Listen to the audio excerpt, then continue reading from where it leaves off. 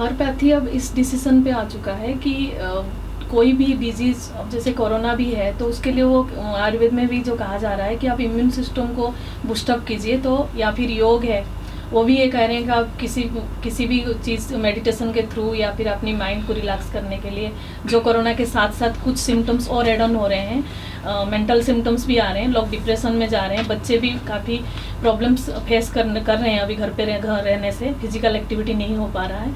तो होम्योपैथी में इस मेंटल सिम्टम्स में क्या स्कोप्स हैं और इम्यूनिटी को डेवलप करने में क्या स्कोप है?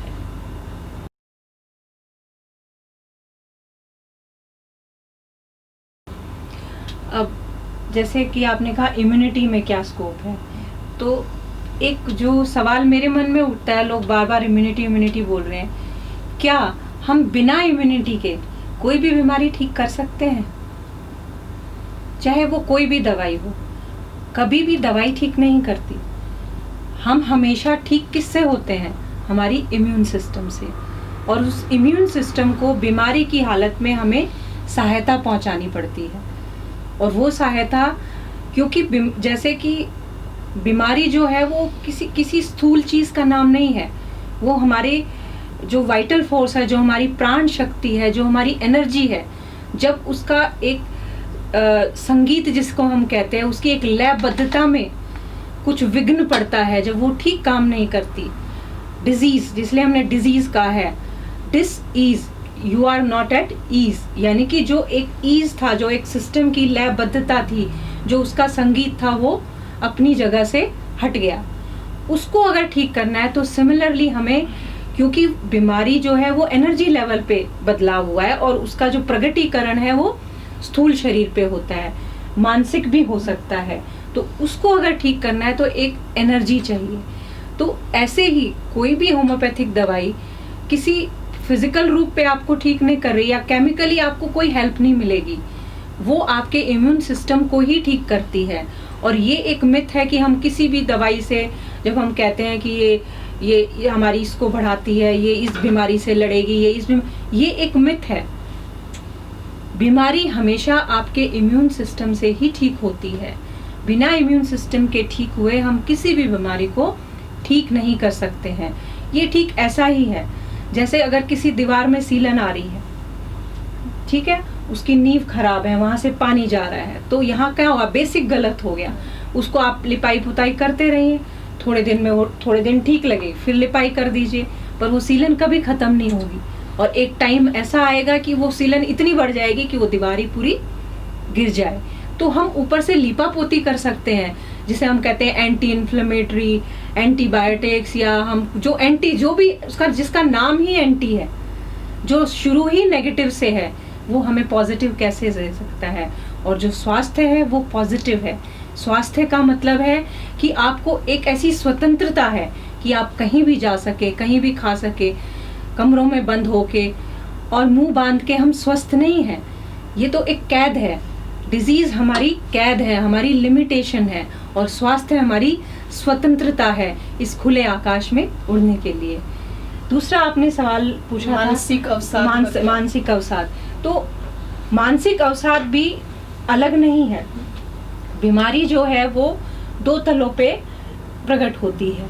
एक आपके शारीरिक उस पे होती है, और जनरली यही होता है कि माइंड जो होता है जनरली बीमारियों को शरीर पे भेजता है। पर ये एक बहुत ही दुर्भाग्यपूर्ण बात है कि अब मानसिक रोग बहुत तेजी से बढ़ रहे हैं। ये शो कर रहा है कि जो हमारा लेवल ऑफ हेल्थ है वो दिन प्रतिदिन इतना खराब होता जा रहा है कि जो शरीर क्या है, शरीर एक तरह से आपकी फर्स्ट लेयर है, वहां से बीमारी हटके आपके हेड पे, यानी कि हेड क्या है, वो सबको संचालित कर रहा है, आपके मन पे जा रही है।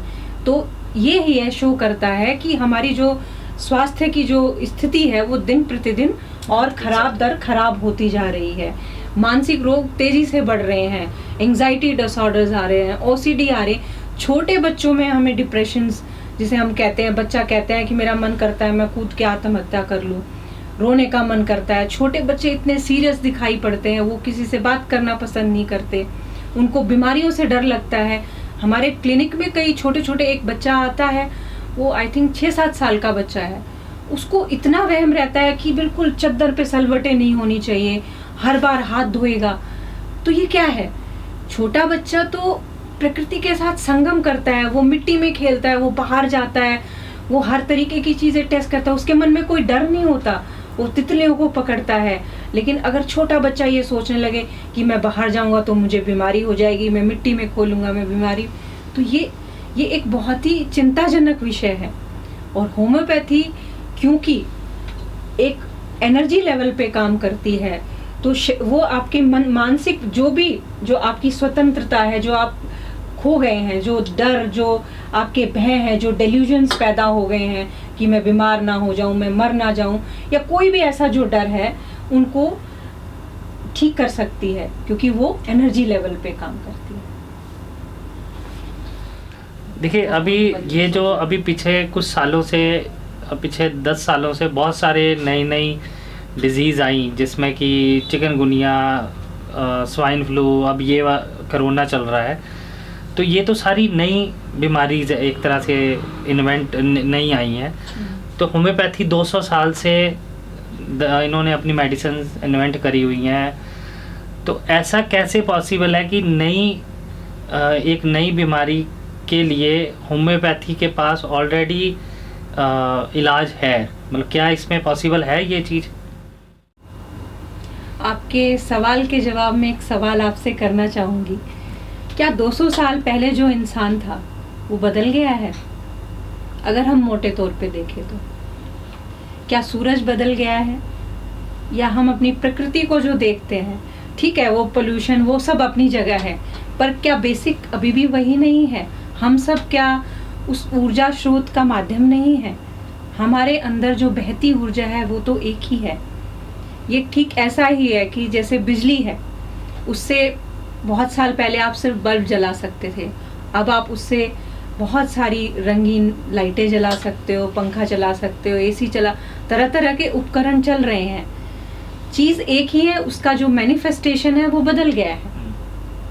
जैसे अब आपने कहा ना नई बीमारी, तो मैं थोड़ा सा इसको सिंप्लीफाई करके यही कहना चाह रही थी कि नई चीजें ईजाद हो रही हैं, रंगीन रोशनियां हैं, बिजली से आप बहुत कुछ अब चला रहे हो, ऐसी चीजें जो आपने कभी 200 साल पहले सोची भी नहीं होगी, पर जो इलेक्ट्रिसिटी है वो तो नहीं बदली ना। ठीक ऐसे ही होम्योपैथी चिकित्सा किसी पदार्थ पे नहीं डिपेंड करती है, वो एनर्जी है। प्रकृति से जितने भी हम सोर्सेस की बात करते हैं, चाहे वो पौधे हैं, चाहे वो हमारे मेटल्स हैं, नॉन मेटल्स हैं, वो हमारी सूरज की किरणें हैं, चंद्रमा की एनर्जी है, इन सब से होम्योपैथिक में दवाइयाँ बनाई जाती हैं। और आपको मैं बता दूं कि जब हैनेमन ने होम्योपैथी की शुरुआत की तो उन्होंने अपने ऊपर 99 ड्रग्स की प्रूविंग की थी, और वो 99 से शुरू होके बहुत लोगों ने इसमें योगदान दिया, और करीब 6000 से भी ज़्यादा होम्योपैथिक में दवाइयाँ हैं। और उन सब दवाइयों को वो स्थूल रूप में नहीं है, उसको पोटेंटाइज किया है, उसकी एनर्जी को उभारा है।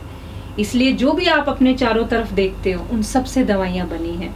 और ये तो हमारे हिंदुओं की एक शुरू से ये रही है कि हम प्रकृति की पूजा करते हैं। जो हम सोचते हैं, जो हमारा आचार व्यवहार है, वो सब जगह एब्जॉर्ब होता है।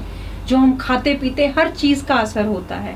तो होम्योपैथी में ऐसे ही इन चीज़ों को हमने पोटेंटाइज किया, उस एनर्जी को उभारा, और स्वस्थ आदमियों को वो दवाइयाँ दी गई, और जो वो लक्षण उनमें आए उनको हमने रिकॉर्ड किया।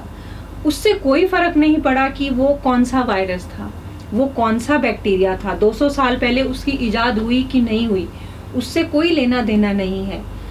होम्योपैथी का जो मूल सिद्धांत है वो इंडिविजुअलाइजेशन है, कि एक इंडिविजुअल किसी बीमारी से ग्रसित है तो उस पे उसके लक्षण क्या आ रहे हैं। ठीक है, अब जैसे अब कोरोना बहुत चल रहा है, कोरोना के पेशेंट्स को जो हमारे क्लिनिक में भी जिन्होंने ऑनलाइन दवाइयाँ ली हैं, जिसपे हमने फ़ोन पे बताया लेटली, बहुत ज़्यादातर लोगों को अलग अलग दवाइयाँ दी गई हैं, क्योंकि किसी के लक्षण ये थे कि भाई खांसी जुकाम हो रहा है और गला भी दुख रहा है, किसी के लक्षण ये थे खांसी जुकाम है और खांसी बहुत ज़्यादा सूखी आ रही है और रात में लेटने से बढ़ रही है। ठीक है, तो वो हायोसाइमस दी, किसी के लेटने से अच्छी उसको मैग्नीज दी, किसी के गले में चिपका लग रहा है उसको। तो मैं यहाँ दवाइयों पे नहीं उलझना चाहूँगी, क्योंकि फिर वही हो जाएगा जी, यार ये दे दो, वो दे दो, ये स्पेसिफिक है। हम यहाँ ये कतई नहीं कहना चाहते कि इस दौरान हमें ये लेना चाहिए। यहाँ जो मेन हमारा मकसद है वो मैं यही बताना चाह रही हूँ कि होम्योपैथी जो है वो प्रकृति के सिद्धांतों पर आधारित है, और पेशेंट किस बीमारी से ग्रसित है उससे कोई फर्क नहीं पड़ता, उसमें लक्षण क्या आ रहे हैं, और उन लक्षणों को मैच हम दवाइयों से करते हैं, और जब वो मैच होती है तो वो दवाइयाँ उस बीमारी को जड़मूल से खत्म कर देती हैं। हमारी बाकी वीडियोस देखने के लिए हमारे चैनल को सब्सक्राइब करें और नई अपकमिंग वीडियोस की नोटिफिकेशन के लिए बेल आइकन को क्लिक करें। अगर ये वीडियो आपको पसंद आई तो इसे लाइक करें और ज़्यादा से ज़्यादा शेयर करें। अगर आपका कोई प्रश्न या सुझाव हो तो कमेंट बॉक्स में कमेंट करके हमें बताएं। धन्यवाद।